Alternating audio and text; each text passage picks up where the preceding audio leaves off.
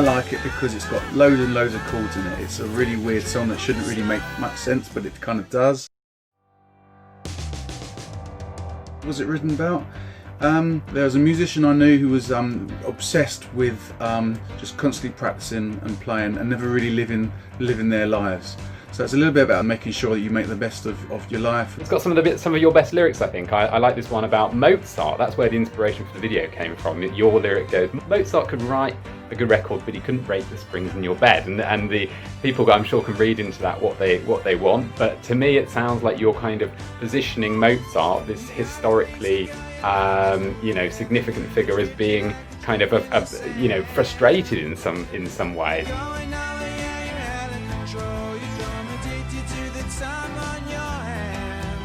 We've got our key character, who's played by your good self as well, and the band are there to almost audition for him, to try to help him write a new song.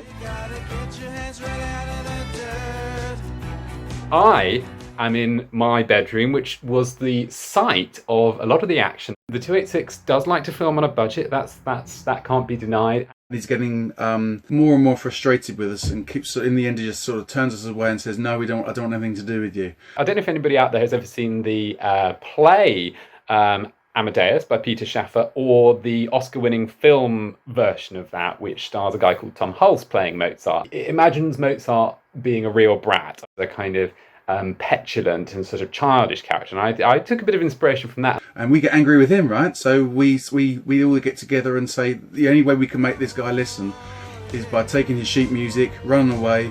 Hope he chases us, which he does, through the streets of London.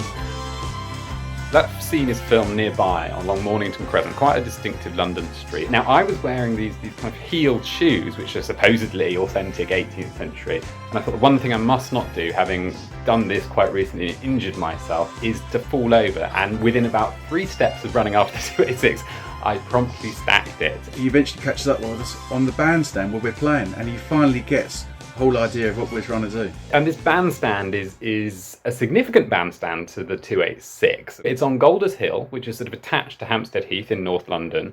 As a band that plays in not just pubs but plays anywhere we can, really, one of the most enjoyable gigs we've ever done is on the bandstand itself.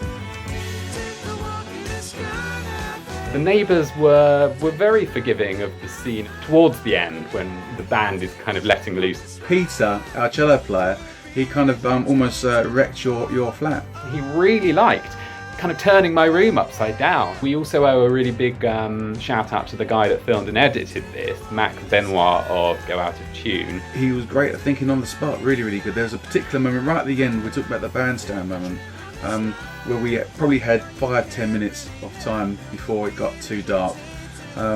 And Matt's got on stage with us and was doing this really, really good thing where he's kind of just going round and round. I think when people do watch the video, they see that bit and think, "Oh, that's a really cool bit." He's going to be working on our next video as well, but you'll have to wait to see more of that. Thanks for watching, and thank you, Spencer, for giving me your side of the story. Yeah, thanks very much, James. And listen, I hope everyone enjoys watching the video. It's available on YouTube now.